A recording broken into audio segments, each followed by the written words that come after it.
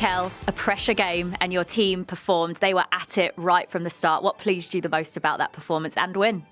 Yeah, the performance, I think it was extraordinary, especially the first half and then some part of the second half. But the way we played the first half, the way we played, the courage that we show, how positive the team was in a reaction, it was really impressive. It should have been much higher score at halftime, and then yeah, very pleased obviously with the result, with another clean sheet. So yeah, good day. Particularly in the second half, it got a lot more open. How big a test did it feel? Yeah, it was, and obviously not scoring more goals in the first half is always the case. A team is going to react. Credit to Bournemouth as well. They are really brave in the way they attack. They are really direct. They have a lot of threat in the box, and yeah, we have to suffer at times. But I thought after as well we were very clinical. We had the chances. You talked about the courage that your players have shown. What does the way that they've managed this run-in tell you about the growth and progress they've made? Because I think they are living the moment with the right enthusiasm and feeling part of something nice and enjoyable. And they say, we're going to do everything that we can. You know, we've done it for 1.5 months. Let's keep doing it for the last few weeks of the season. And I feel that energy within them. Declan Rice was named man of the match today. How impressed were you with him and what difference has he made? Yeah, he was unbelievable. Defensively, offensively, we were in the final third today. He had a big contribution in many situations. He was a real threat in many occasions and scored a goal that showed a lot of composure on the box as well to take that extra touch and finish the action with that level of quality.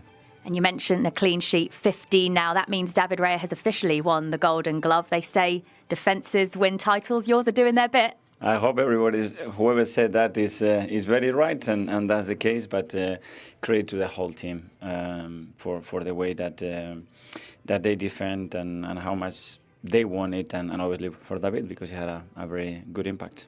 Well, you extend your lead at the top of the table now to 4 points. You are one step closer, 2 games left to go. Manchester United up next. When you looked at the games in the run-in, was this the one that you pinpointed as one of the biggest tests you could face? Yeah, well, we just played 2 very difficult London derbies and won both of them. The run that we are in, the momentum that we are in, it's and we know we're going to have to go to Old Trafford, a really tough place to go against a really good team and try to beat them. Well done today. Thank you. Harry Brown, beIN Sports, with the man of the match, Declan Rice. The fact you were 2-0 up, but 96 minutes in, you were going on goal once again. What sort of message were you sending with that performance today? Yeah, I feel like it's probably up there with one of probably the best goals I've scored this season, just because of not the actual finish, but the build-up of myself, going from one end of the pitch to the other. You know, just having that extra bit of energy and belief that something could come of the situation. And luckily enough it did. And if you don't make them runs, you don't score. So I'm delighted with the goal, the assist and the win. It's a really big day for us.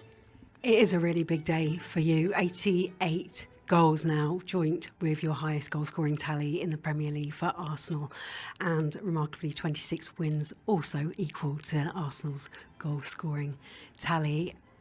Beautiful assist for Trossard as well, and I think the fans were feeling the nerves. Did you feel those nerves, and how much do you believe this can all get you to lift that trophy this season? Yeah, obviously after the missed chances in the first half, I feel like there was a bit of anxiousness in the stadium, but once we got the one, I feel like we knew we was going to go on to score more goals, and Leo's an unbelievable finisher. I had no doubt he wasn't going to miss. And yeah, look, it's a dream, isn't it? It's a dream to win the Premier League, to lift it. Man City have obviously been so dominant, but this club, you know, the stature of this club and the classiness and the quality of it deserves these big moments again. So look, we're praying and something can go our way. Obviously it's out of our hands and we can only really focus on us. I feel like that's the most important thing, not looking too far ahead, just keep doing what we've got to do and yeah, see what happens. Havertz went down and Bournemouth weren't entirely happy. They thought he trailed his leg a bit. But do you think they level out this season, or is it really confusing in front of goal on what stand? Yeah, to be honest with you, if I'd seen it, I'd be able to come in here and give a better view. From what I will see on the pitch, he takes it around him. If he's been brought down, he's obviously going to tap the ball in the net. So he's been brought down, denied a goal-scoring opportunity. So I feel like they were moaning about the first one, and then they said the second one obviously wasn't a foul, but if it's been checked, then obviously it's a goal. I don't don't really know too much else on that. You've got to keep on winning. You go to Old Trafford. We know what the atmosphere is like, but this team rises to the big occasion. Yeah, I think this season you've seen that. Old Trafford's a fortress. You know, they tend to turn up for the big teams. You know, they always play well against the big teams. So, look, again, it's another week of preparation, getting ourselves mentally ready for what's to come. And, yeah, again, you know, just stay focused on what we can do. Your first season here, man of the match, more Premier League goals than you've scored before, and you decided to come to this club and not Manchester City. Are you watching the game later? No, I'm not going to watch. To be honest with you, I've not been watching games from other teams for the past few months, to be honest with you. Maybe if it's on, like, I'll watch it, but I won't purposely sit down and watch it just because I don't want to put too much energy into that. You know, I want to focus on what we can do and how we can affect games. So yeah, I'm sure I'll get updates, but I'm not gonna sit and watch it. The belief's there that you can win it this year. Oh, 100%. I feel like you can just sense it. You see the vibe in the stadium with the fans. Yeah, look, it's exciting to talk about because we're there. But look, there's still 2 games to go, and I've been in situations before where you could potentially win stuff, and you know it hasn't gone that way. So I don't want to think too much into that. You know, it's just they've obviously got 3 games, we've got 2, and you know hopefully something can happen in this special game called football. You know, things happen, and we're praying for something too.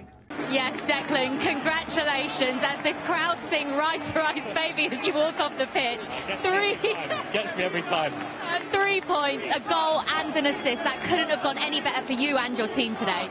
Yeah, I think you see it in the first half. It was domination. We could have been 4 or 5 if I'm being honest with you. I missed the sitter and I was fuming, to be honest. I couldn't let it go, and I knew there was an opportunity for me today to score, assist, and even for my goal then, you know, I was back in my own half and I just sensed it. Bournemouth players were out on their feet and just kept going and arrived in a position that I'd done quite frequently today, and goal, assist and 3 points. It's, yeah, after speaking yesterday, it's what we needed. Yeah, when we spoke yesterday, you said that you actually prefer assisting to scoring goals. It's 7 goals, 9 assists now. Do you still prefer assisting? Do you know what? I do like assisting. It just feels good for some reason. I'm sure all the top players in the world will say that as well when they assist. Like, it's just such a good feeling, especially for me because I don't get to do it much. But I'm delighted. It was, like I said, it was a big result because they've been in some top form. They're a really good team. Big respect to them. But we knew today it was business, and we had to handle it. Yeah, you talked about the amount of chances you had before you won that penalty. Did it feel like it was going to be one of those days? Yeah, it can do. You look back at the Villa game the other week when we had 4 or 5 in the first half, and second half is a bit cagey. Still think we can improve in the second half, become a bit of a basketball match, and that's not our game. Could have been a bit more composed. They caused a bit of chaos, and we caused our own damage really at times. But to win 3-0, get it over the line, you know, now leads into another big one next week, and we're fully focused. It didn't look like a huge moment like it was the way Saka just rolled that penalty in so coolly either, did it? Yeah, you know, fair play to him. You know, ever since the Euros, when he missed the penalty, I think his mindset on penalties and the way he practices them and the way he now takes them in different positions and different spots, full credit to him because that takes courage, and he's been top of them for us. Well, look, you're 4 points clear at the top of the Premier League table, potentially 2 games away from winning the Premier League title. How are you managing the nerves, the pressure, the excitement, all of it? Do you know what? I think this year, obviously I wasn't here last year, but I think this year I can sense that we're just embracing it. You know, obviously, like you said, Man City, well, they're a machine. You know, they win most of their games, but we can only focus on us. And, you know, we have been doing that in recent weeks. We've had an unbelievable 2024. I think the record that we've had is just out of this world. So, look, anything can happen in football. Surprises happen, miracles happen. And, yeah, look, we're obviously 2 games to go. We've just got to stay focused. Well done today. You are the man of the match. Thank you. Yes, he said they just need to keep doing what they're doing. You can feel the energy within the team. Do you feel as well we're seeing a more relaxed Mikel Arteta in this run-in? Do you think that might be rubbing off on his players? Yeah, well, he's learning. He's gaining experience. You know, he's a top young manager. Already what he's achieved at this club is incredible. From where they were to where they are today. Like I said, I saw a team today that looked like champions. You know, I can't pick holes in their team, in their squad, in what they do off the pitch, around the ground. And he's right. You know, the unfortunate thing is Manchester City are a machine, you know, but machines break sometimes, and they just got to hope that Man City slip up at some point over the next few weeks. But this team can be very proud of their body of work, regardless of whether they get their hands on that trophy, because they've been incredible. You'd always rather have the points on the board, Martin, as well, than the games in hand, wouldn't you? Yeah, you would. And now, of course, it's over to City. But you know, you look at 17 clean sheets, 88 goals. It was interesting. Fletch was saying in commentary that maybe they needed another striker. They still have 10 more goals than Man City. So maybe they don't. But you know, it's been remarkable what they've achieved, and may it continue. We're all hoping Arsenal can go on and do it, but I think Man City are a little bit extra special. You know, obviously it's in their hands, but the boys, what they can't do is they can't be any kind of failure, because the media, the noise is everywhere, and this team is now showing it can do it. It can do it over that terrain. It didn't do it last year, but it's doing it now, and it's going to go to the last day of the season. That conversation about them needing a striker, that was very loud, especially at the start of the season. It seems to have faded a lot. How much of that is down to the form of Kai Havertz, but also the fact that so many players are chipping in goals in this team, and they're chipping in enough? It's a valid argument. You know, there's no one in the team who you would consider a natural number 9. But similar to what was happening with Pep and Manchester City before Erling Haaland come through the door, people said they don't need, but they were winning titles. They're winning. Erling Haaland comes in, granted they win the treble and they win the Champions League. But if you look at the way that they've spread the goals around, it's quite incredible. And Declan Rice will be just behind them on that list as well. So there's this real quality all over the pitch, and having a number 9 would help, of course. But listen, they've not put a foot wrong in the transfer market. It's kind of another sort of tool in the box, isn't it? Yeah. Maybe I suppose people were saying like an Ian Wright type finisher, but they've done okay with what they have, and there's the way they float and move, and teams just can't deal with them.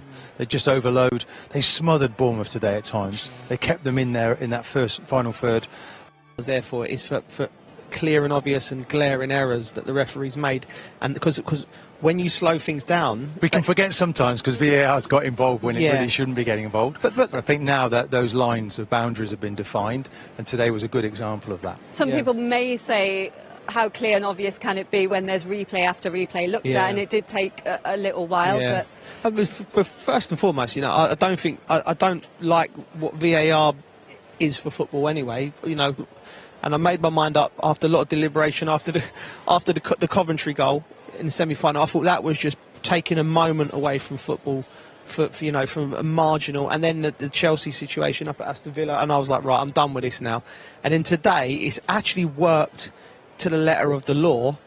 But I can put myself in Andoni Iraola's shoes and feel aggrieved. And I can also, if the referee would be sitting there thinking, I made the right decisions there as well. But it's sometimes in football, you cannot make things black and white. And semi-automated. Next season, it will be much better. We don't want to use it until halfway through the season, by the way. But when it comes in, it'll be much better. And it's no surprise, as you're happy with the decision that gave Arsenal the course. penalty, and of course the Bournemouth goal to be disallowed. Let's hear then what Andoni Iraola made of all of that. He's with Jules. Andoni, you want to play high-intensity, aggressive football, but how difficult was it to do that against this Arsenal team today?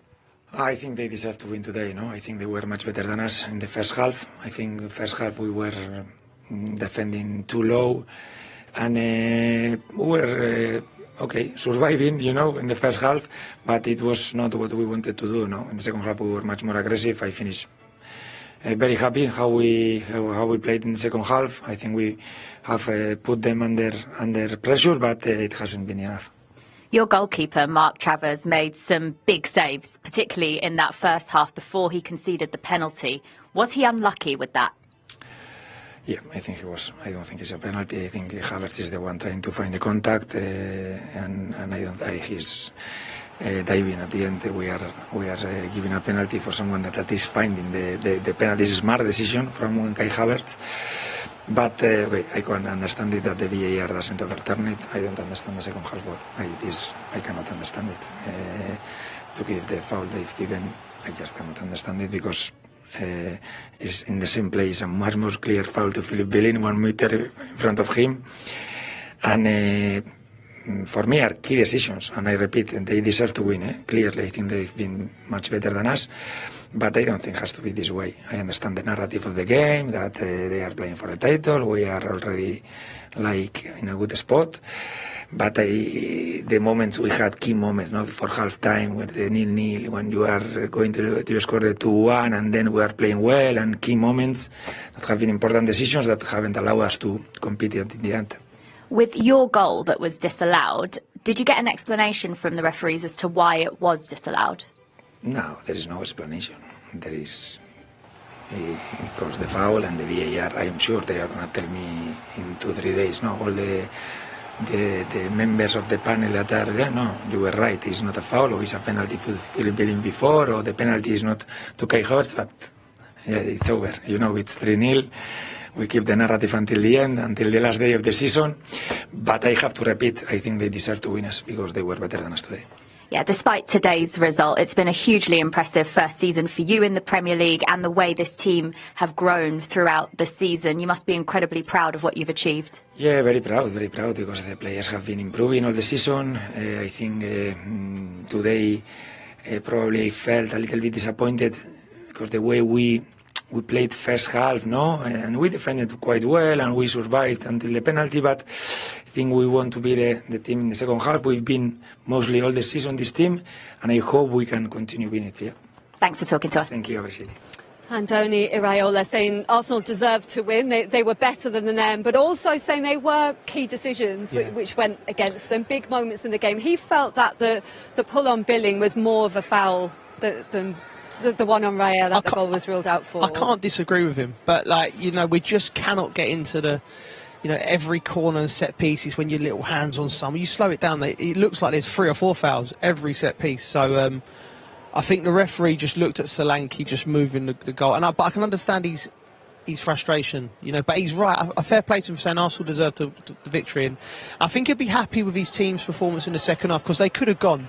Because imagine walking into that dressing room at half-time, you've not seen the ball, it should have been 4-5-0. They're going to come out and put you to the sword, the Arsenal team. But they come out, the lads, and they responded, and they was good, to be fair. So he's going to take some positives from it. But it's a golfing class between Arsenal and Bournemouth is quite big.